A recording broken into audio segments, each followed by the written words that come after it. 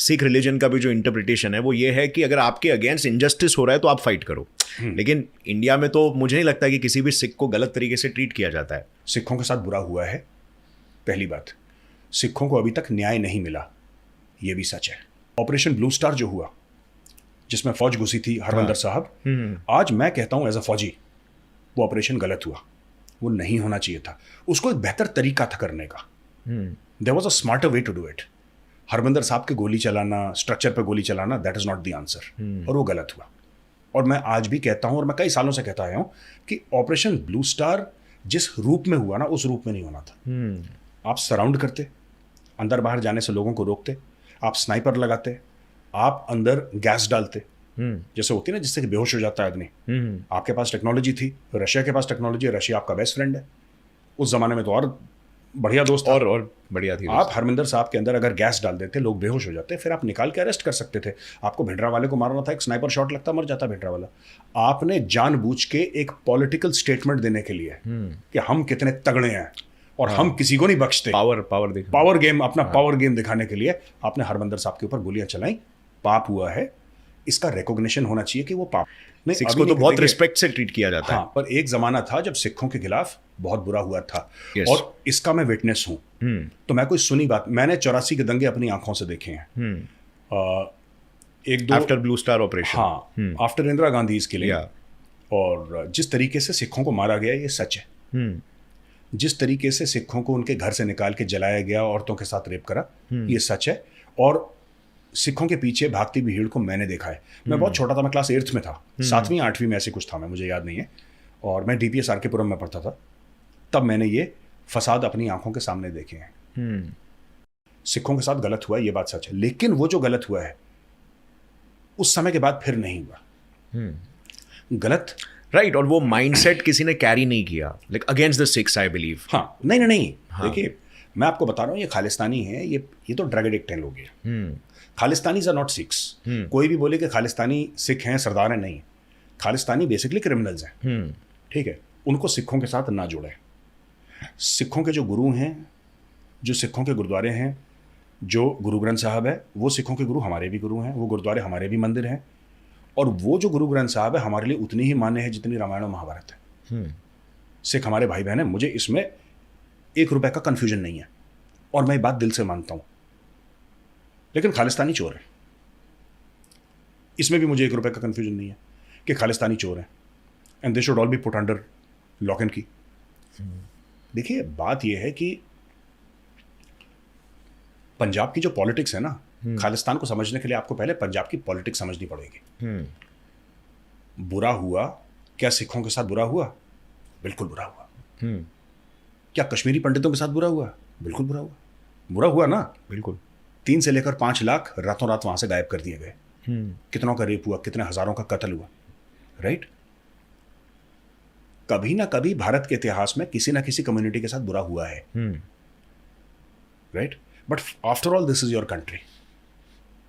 Having said that, मैं एक बात बताऊं आपको, 84 का अभी तक न्याय नहीं मिला सिखों को, और ये बुरी बात है। It is the failure of the state and it is the failure of our legal system कि सिखों को अभी, और जिन्होंने सिखों के खिलाफ काम करा था, जिन्होंने सिखों के खिलाफ बरगलाया नहीं, जिन्होंने सिखों के खिलाफ राइटिंग करी, जिन्होंने मारा, जिन्होंने सिखों को काटा, जिन्होंने सिख औरतों के साथ रेप करा, वो आज भी खादी पहन के खुला घूम रहे हैं। ये फेलियर। आई थिंक कुछ इन्फ्लुएंसर्स थे जिन्होंने पूरा इन्फ्लुएंस किया, राइट? मतलब कुछ इन्फ्लुएंसर्स नहीं थे।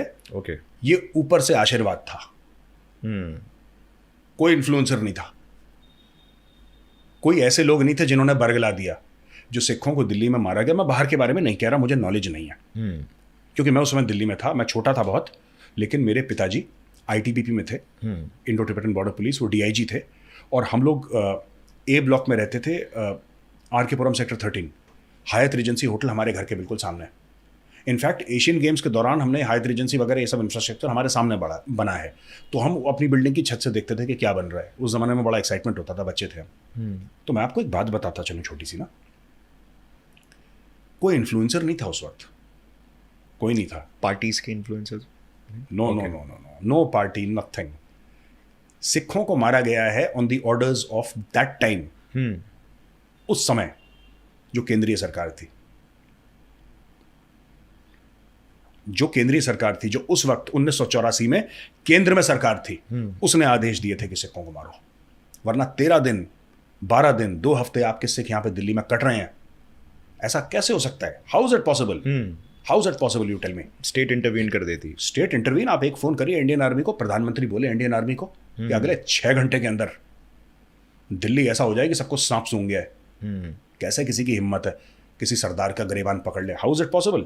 ये पॉसिबल इसलिए हुआ क्योंकि सेंट्रल गवर्नमेंट ने अलाउ करा, सेंट्रल गवर्नमेंट ने इनकरेज करा। कांग्रेस पार्टी के लीडर्स खुले घूम रहे थे जीपों में, मारो मारो काटो काटो, दे वर डायरेक्टिंग, इसको मारो इसको मारो इसको मारो। तो अगर किसी कम्युनिटी को आपने किसी के साथ गलत कराया तो भैया दिल में तो रोष होगा। सही बात है, आप जुल्म करोगे तो दिल में रोष होगा, दिल में गुस्सा होगा, गुस्सा है। Okay, so sir what about like अभी जो इंडिया के अगेंस्ट भी खालिस्तान को लेकर कहते हैं कि सिक्योरिटी इश्यूज वगैरह हो सकते हैं in the future, so what do you think like कि अभी 3 फ्रंट से खालिस्तान सपोर्ट हो रहा है, एक तो पाकिस्तान से हो रहा है, एक तो कनाडा से हो रहा है और एक हो रहा है थ्रू यूके, तो अभी मामला कंट्रोल में है एंड क्या इसका कोई सोल्यूशन निकल के आ सकता है? आपका इस पर क्या व्यू है? देखिए, खालिस्तान कुछ नहीं है, खालिस्तान एक फॉल्स फ्रंट है। खालिस्तान एक स्क्रीन सेवर है इमिग्रेशन के लिए, ड्रग स्मगलिंग के लिए, इसके लिए। खालिस्तान कुछ नहीं है। जो लोग कहते हैं हम खालिस्तानी हैं तो उनसे ये पूछिए, भाई मैं कहता हूँ मैं हिंदुस्तानी हूँ तो हिंदुस्तान की ये ज्योग्राफी है, खालिस्तान की क्या ज्योग्राफी है? कहाँ है खालिस्तान? कनाडा में है खालिस्तान, यूके में है, कहाँ पे है?